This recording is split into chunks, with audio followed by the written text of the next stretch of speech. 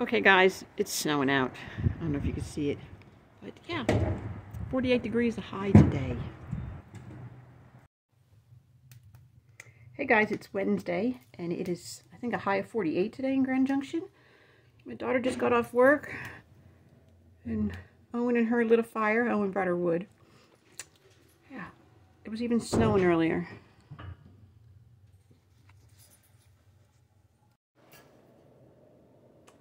Hey guys,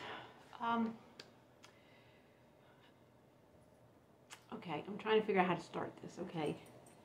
The other day, when was it? 3 days ago? What's today? I think it was Tuesday, Monday, because my daughter and her husband cleaned the front yard. I helped them Sunday, and she also washed all the windows. She lives in a small neighborhood. It's a cul-de-sac. There's 17 houses here. And there is one man, a neighbor, that seems to think he runs the place here. There's no HOA. No, there's not. My daughter's been here almost 9 years, or 9 years, something like that. What's the matter, Elliot? And I was in the trailer. Now, I've stayed here before, and I know usually around 2 weeks is my time. I just want to go. It's been too long. I just want to go. But this time, I had been in and out of the trailer. I mean, I wasn't feeling good. I had this bout of shingles, and you know, the mountain's still up in Grand Mesa is still under 121 inches of snow, so I can't get up there yet to get to the campground that opens for the camp host, because I have a summer job there. And we all go to the one campground that's on the north side that always opens first, and then we all wait. All the camp hosts wait. There's 7 campgrounds for our campgrounds to open. But now I'm stuck here until the snow melts. So it had been 2 weeks last Friday. And Monday, my son-in-law comes home for lunch, and I heard a man's voice. I was only here for like not even a minute. And my daughter texts me and says, "Oh, that guy up the street probably called the township and said someone's living in a trailer in my driveway." Seriously? Mind your own fucking business. If you have a problem, then you knock on the door. She has gotten 3 anonymous letters from this man that he drops in her mailbox in the 9 years that she's been here. One was about how many yard sales she has. She has about 1 a year. And the first one I remember, they had just moved here and they had a pop-up, and they popped it open in the road, and they were painting the cabinets, and she got a note in the mail. Not even mailed to her, just delivered in the mail, just an envelope. So that means he came at night. And then she doesn't remember what the other one was. And so I go into a panic, of course. I am that fight or flight. I fly. So I called my twin boys live with an old roommate from college, Quentin. He was freshman year, he was roommates with this very nice young man named Morgan. He bought a house out kind of in the country. It's all surrounded by these huge, like 200-year-old trees, big stockade fence. He has a big yard. And I've stayed there before. It's just not the ideal place for me. You know, they're young kids. You know, I do my privacy. I get to plug in, and I stay outside. No one bothers us. It's really, nobody cares what he does in his property. So, and he said, "No problem. You always have a place here. The door is always open for you," which I'm grateful for. Morgan calls me mommy. He's like a son to me. When my daughter came home from work, she said, "No, you're going to stay here until the end of the month. We're not going to give this man power." And then I understood it, because I did not want to stay here. It's always stressful when you stay with family. Oh, and knock it off, please. Sorry. So I came in the house. She had me sleeping on the couch. She lives in a bi-level, and the downstairs has another living room, and she has an L-shaped couch, TV, small fireplace in there. We had a fire yesterday because it was so cold here. But then she texted me that night because I said, you know, Owen's never slept in his crate at night. And it's underneath my grandson's bedroom and my daughter's bedroom. It's the downstairs. This is their exercise room. It's off the garage. And I put Elliot and Violet are used to sleeping in their crates. And I have the big pen here. I'll show you. Let me see. This is my setup now. There's Violet there. She has her bed over here in the corner. And Elliot's is over there. And there's Owen's. I mean, Owen still does go in his crate to eat, and I put him in there twice a day to take a nap.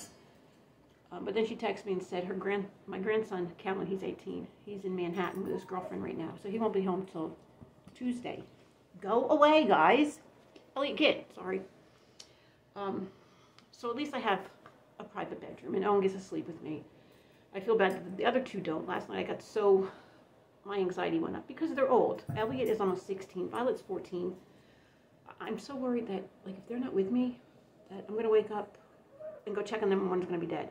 And I wouldn't have known it. You know, I mean, that can happen with them sleeping next to me too, but still, they have slept with me since I've had them. So last night, my anxiety was up. So I'm like, all right, let me go get them. It's cold. It was 28 degrees today. It snowed yesterday. Under a freeze watch. So I came into this room, and Gideon's out, and he's meowing at me, and I look over in the pen, and I'd covered Elliot up when I put him to bed, and it looked like someone had neatly tucked him in. The blanket wasn't wrinkled; it was just like right up here to his head. The only thing sticking out was his head, and he was sound asleep. And I just stood there looking at him and getting emotional, like I just didn't want to bother him. I didn't wake him up.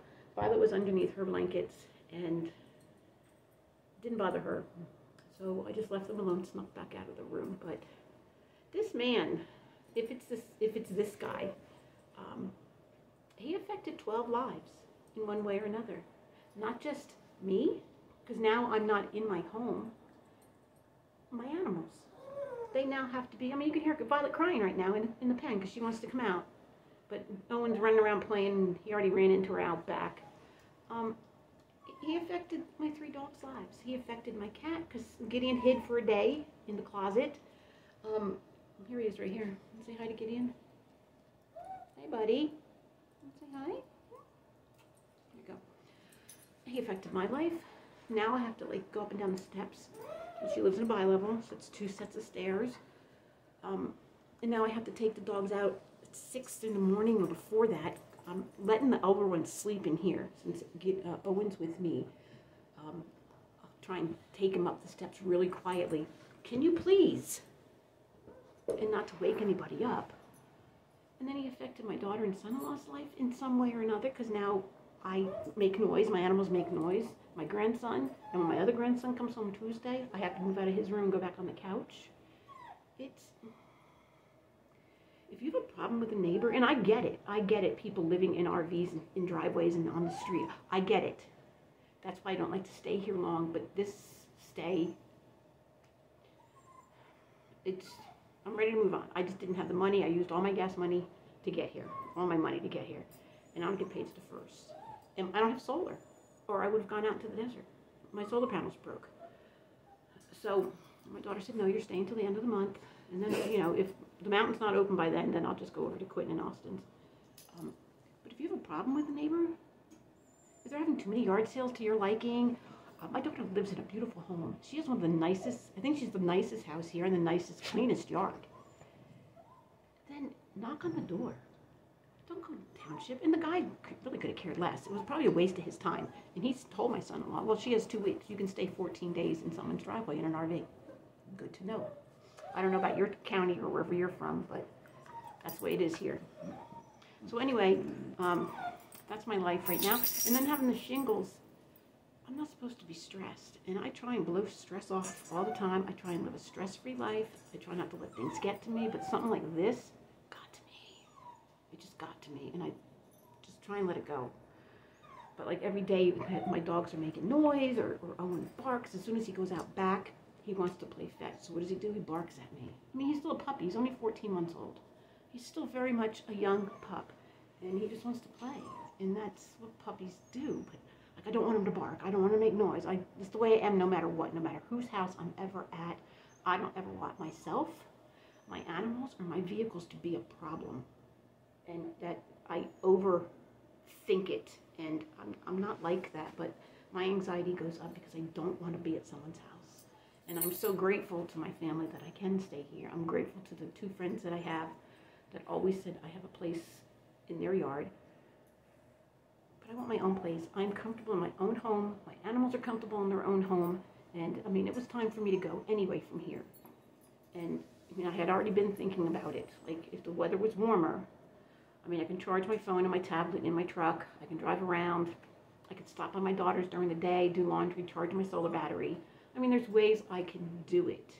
But this man did not have to go that far and call the township and have somebody come out here for a minute just to say, hey, what's going on?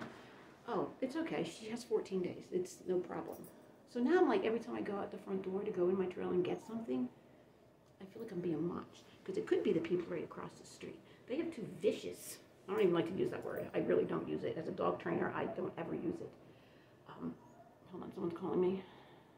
They have 2 dogs that have already bit one man twice, almost bit a little girl in the face walking by. They had this small fence up, and then they put rocks up so the dogs can get like up to their chest by this fence. The township came out and made them put another fence up, which is this ugly like weed fence.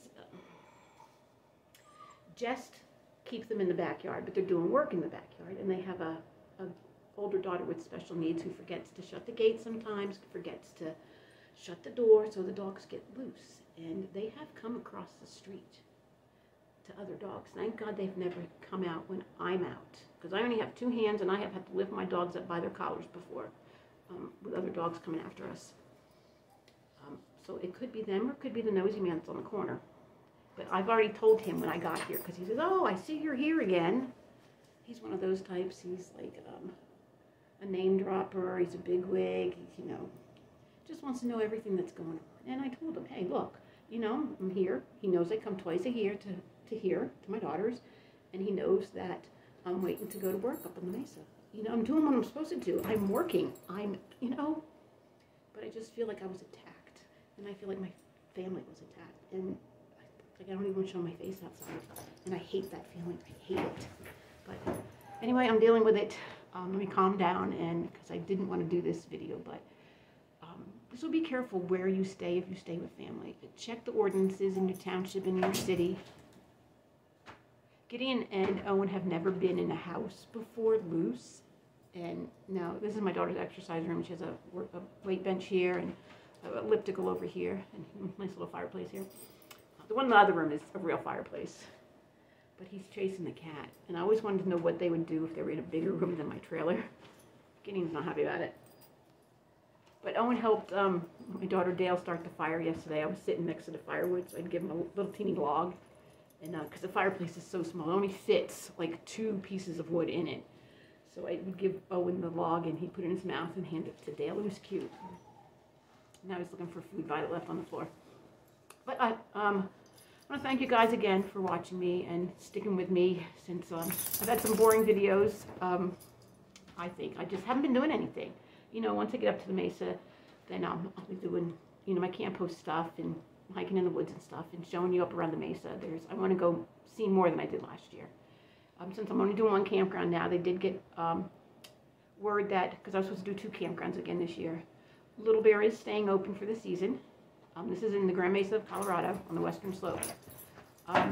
So they hired a couple, and they're going to be taking care of that for the season. So I only have my campground to do, which is probably good because my truck still has that issue with the gas. So they're playing over there. So I'll have a little more time to go explore the mountain up there. There's over 300 lakes and 500 miles, and it's absolutely beautiful. It's my element. I was born in Maine in the Pine Tree State. I grew up in the Pine Barrens of New Jersey. It's my element. I absolutely love it there, and if I had the gas, I'd probably go up there to see how much snow there is. Well, my boss said 121 inches and 45 inches of water that's in that snow. And it's supposed to snow 2 times this week. This morning it feels like -2 up there. That's not going to melt snow, now is it? But I'm hoping within the next 2 weeks we get some heat, the snow starts to melt, and And we can all get up there and get back to work as normal. All right, guys. Thank you all for sticking with me and watching me. And I hope you're all staying warm. If you're in this cold weather, we're staying cool because it's starting to get warm out in the desert. I'll talk to you guys later.